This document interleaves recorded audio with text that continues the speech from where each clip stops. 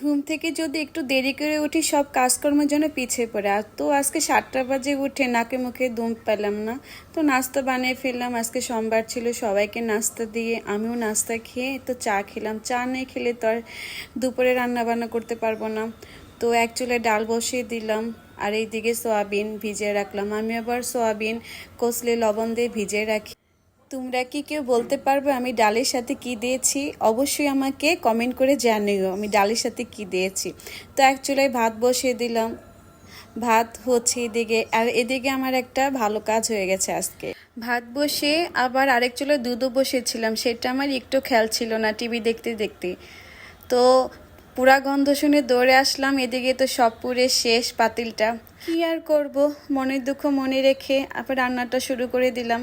কড়াইতে কালো জিরা আদা ফোড়ন দিয়ে এবার আলুটাকে ভালো করে ভাজবো। আলুগুলা ভাজছি আর মনে মনে এত কষ্ট পাচ্ছি। দুধ পড়ে গেছে কিন্তু কষ্ট নেই, কিন্তু পাতিলটা যে পড়ে গেল এটা উঠাতে যে কষ্ট বন্ধুরা। আলু ভাজা হয়ে গেলে এখন কিছু মশলা দিয়ে দিব। এখানে জিরা ধনে হলুদ লবণ দিয়েছি। তারপরে একটু গরম জল করে নিয়েছিলাম, কাপড় ভিজাবো। আজকে কাপড় ধুইতে অনেক দেরি হয়ে গেল। ওই যে বললাম না একটু লেট করে উঠলে যা হয়। আমার হেল্পিং হ্যান্ডও আজকে আসে নেই, প্রায়ই তো নাগে দেয়। এই আর কি বলবো, প্রতিদিনের নিত্যদিনের অভ্যাস যা।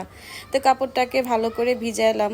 আমি আবার কাপড় ধুতে গেলে একটু হালকা গরম জল দিই, অনেকক্ষণ ভিজে রাখি প্রায় আধা ঘন্টার মতো, তারপর কাপড় ধুই। ভাবছি রান্নাবাড়া শেষ করে তারপর একবারে কাপড় দিয়ে স্নান করে আসবো।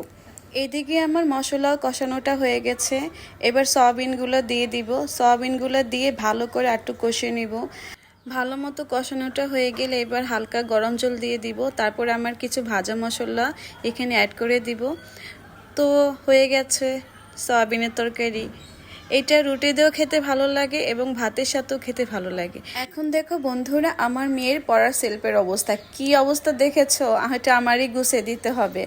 যাই হোক, পড়ার সেলফটা ভালো করে গুছিয়ে কাপড় চোপড় ধুয়ে স্নান টান শেষ করে তারপরে কাপড়টা মেলে দিলাম। সকাল 7টা থেকে শুরু করে এখন 5টা বাজতে চললো, কিন্তু একটু বিশ্রামের সময় পেলাম না। মেয়েদেরকে আর বিশ্রামের সময় আছে? ওই যে সকালে 1 কাপ চা খেয়েছি, আর কিছুই খাওয়া হয়নি। এখন একটু ক্ষুধা লেগে গেছে, তো ভাবছি একটু প্রসাদ খাবো। সেদিনকে অমাবস্যার একটু প্রসাদ ছিল, ওইটাই খেলাম। তো ভিডিওটি তোমাদের আজকে কেমন লাগলো অবশ্যই আমাকে কমেন্ট করে জানিও, আর অবশ্যই আমার পেজটাকে ফলো করতে ভুলো না।